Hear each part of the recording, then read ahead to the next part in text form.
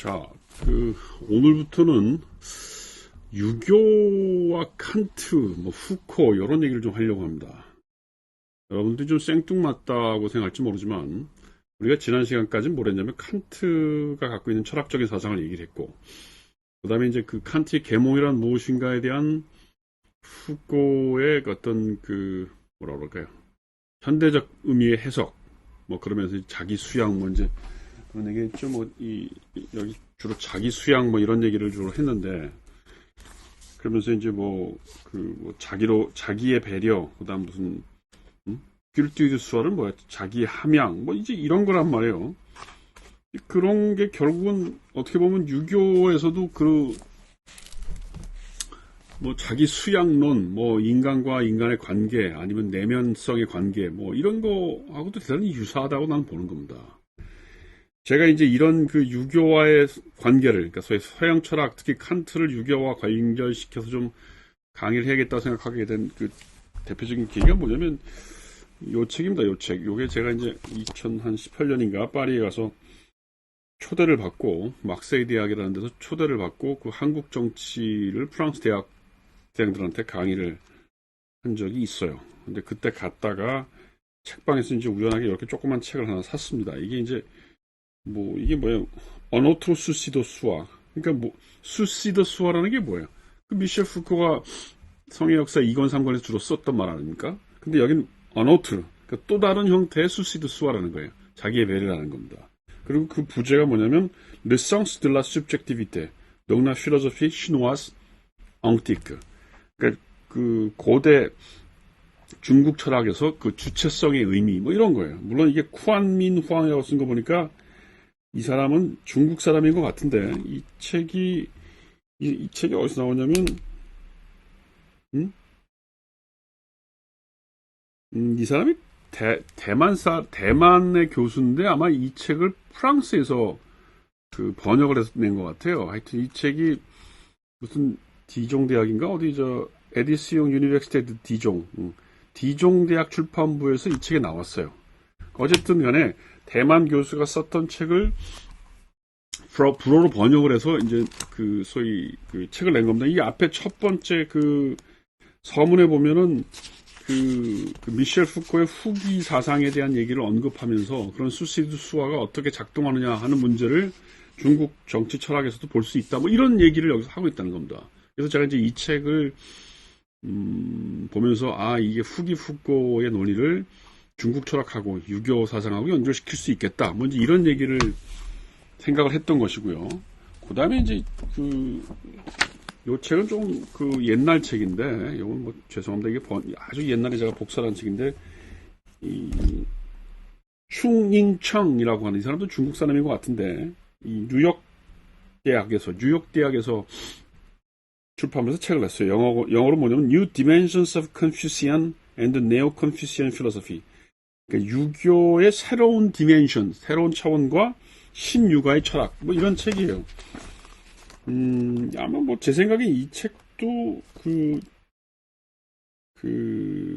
아마 중국말로 먼저 쓰고 아마 영어로 번역이 됐는지, 아니면 이충칭양이라는 사람이 영어로 썼는지 그건 제가 잘 모르겠는데 아마 중국말로 먼저 썼겠죠. 근데 여기 이렇게 보면, 이 목차에 보면 파트 1의 Chinese Philosophical Orientation, 이 중국 철학의 이 성향, 오리엔테이션이라는 일부에 보면 4장이 뭐냐면 Conscious Mind and Individual in Chinese Philosophy, 중국 철학에 있어서의 의식과 마인드, 마음과 개인이라고 하는 주제예요. 이게 이제 어떻게 보면 주체성, 주체의식, 이런 거에 대한 서양 철학의 논리와 대단히 유사하고 보는 겁니다. 재미있어요. 주로 이제 요 책에서는 주로 맹자가 다뤘던 얘기 중에 지식의 문제, 양지라고, 제가 나중에 다시 얘기했지만, 양지라고 하는 지식의 문제, 우리가 소위 양지를 영어로 얘기하면 innate knowledge of goodness예요. 그러니까 타고난 선을 인식할 수 있는 타고난 지식이라는 게 있다는 겁니다. 그걸 양지라고 그래요, 양지. 양지에 대한 논의를 주로 주희하고 왕양명이라고 하는 왕수인, 이 왕명 철학의 대표적인 왕수인하고 주희의 관계를 지식의 차원에서 논의하고 있는 겁니다. 그래서 그게 소위 이제 주체성의 문제가 어떻게 달라지나. 요게 이제 그걸 얘기하고 있는 겁니다. 그 다음에 이제 뭐 가장 최근에 이제 이건 뭐 우리말로 번역이 된 거니까 이게 이제 저희 이명휘라고 하는 이 사람도 대만대학 교수인 것 같은데 이 사람은 양력을 보니까 독일에 가서 칸트 철학으로 박사를 받았더라고요. 독일에 가서. 이제 돌아와서 대만과 중국에 있었던 여러 가지 칸트와 맹자에 대한 논쟁들을 자기가 보면서 이렇게 그 논쟁에 자기도 참여하고 그것에 대한 자기 생각을 주로 정리해서 이게 책을 낸 거예요. 이건 번역된 지 얼마 안 됐고요. 요건 주로 이제 칸트와 맹자를 주로 기본적으로 본 겁니다. 그 다음에 제가 이건 이미 강의를 했지만 요거는 프로인트라고 프랑스 사람이 쓴 건데 이 제목이 맹자와 계몽 철학의 대화라는 거죠. 프랑스와 줄리아. 그래서 이 책은 주로 이제 맹자라고 하는 사람이 어떻게 루소와 칸트와 같은 서양 철학의 어떤 루소는 주로 감정적인 얘기를 했고 칸트는 좀 이성적인 얘기를 했다라면 그 두 가지가 어떻게 맹자라는 사상 속에서 우리가 합쳐질 수 있는가 그런 얘기를 했던 거예요. 이건 제가 이미 지난 강의에서 살짝 했던 겁니다. 그래서 제가 이제 정리를 하자면 제가 무슨 주체성의 문제, 후기, 후고, 그다음 계몽에 대한 문제 이런 얘기를 하면서 육아 전체와 얘기를 하고 싶지는 않아요. 그러니까 소위 이제 맹자라고 하는 사상에 조금 집중을 하면서 동서양의 철학을 비교하고 싶은데 그 이유가 뭐냐면 우리나라에서 이 유교를 얘기하는 사람들이 이렇게 뭐라 그럴까 이렇게 좀 앞서가는 게 있어요. 마음이. 예를 들면 이런 거죠. 그러니까 무슨 유교 민주주의, 유교 자본주의, 그다음 무슨 유교 근대성 이런 얘기까지 하는 사람이 있어요. 그러니까 이런 사람들은 뭐냐면 이제 서양의 정치 철학은 필요 없다. 유교로 모든 게 해결된다. 그리고 유교 안에 우리 문제를 해결할 수 있는 모든 근본이 있다. 이런 생각이고 더 나아가서 그러니까 그게 무슨 마치 자본주의나 무슨 민주주의 같은 제도적인 걸 다 넘어설 수 있다는 거예요. 유교로. 특히 이제 아주 어떤 학자 제가 이름은 거론 안 하겠습니다만 이 공자의 사상이라는 게 사실은 유럽에 건너가서 16세기, 17세기에 자유민주주의 기초가 됐다는 거예요. 그러니까 소위 서양의 클래시컬 리버럴리즘의 기초가 공자의 민본 사상이 시작됐다는 겁니다. 사실 그렇게 따지고 보면 좀 너무 지나친 것 같아. 그러니까 마치 우리가 이제 나중에 미셸 푸코 20세기 강의를 하면서 오리엔탈리즘 얘기를 하겠지만 오리엔탈리즘이라는 게 뭐예요? 서양의 지식 체계를 통해서 우리의 문제, 동양의 문제를 보는 거 아니겠습니까? 지금 이런 유교 우월주의 같은 건 약간 옥시덴탈리즘 같은 게 있어요. 마치 동양의 지식이 우월하고 그걸 서양이 가져갔다. 그러니까 우리 게 더 우월하다, 우리 게 더 낫다. 이런 거죠, 이제 심리적으로. 나는 그거는 좀 너무하다고 봐요.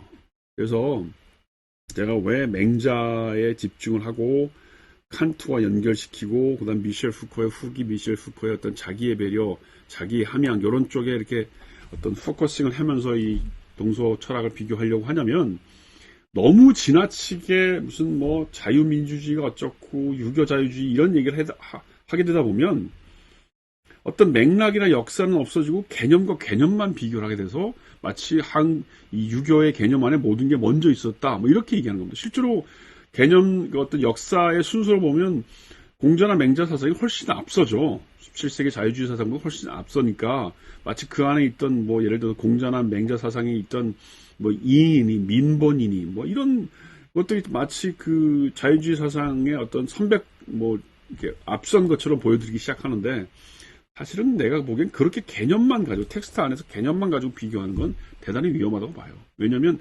자유민주주의라고 하는 사상이 어떤 역사 속에서 투쟁을 거치고 어떤 제도화되고 어떤 그런 역사성 이런 것들을 알아야 되는데 이게 소위 이제 특히 인문학 하신 분들 아니면 텍스트에 매몰되는 사람들은 여기도 민이 있고 여기도 민주주의가 있으니까 그 민과 이 민이 같은 거 아니냐 이런 식의 얘기를 하고 그다음에 이게 우리의 맹자나 공자의 사상에서 민이라는 개념이 먼저 나왔으니까 우리가 서양보다 훨씬 앞서는 거 아니냐 이렇게 얘기를 한다는 겁니다.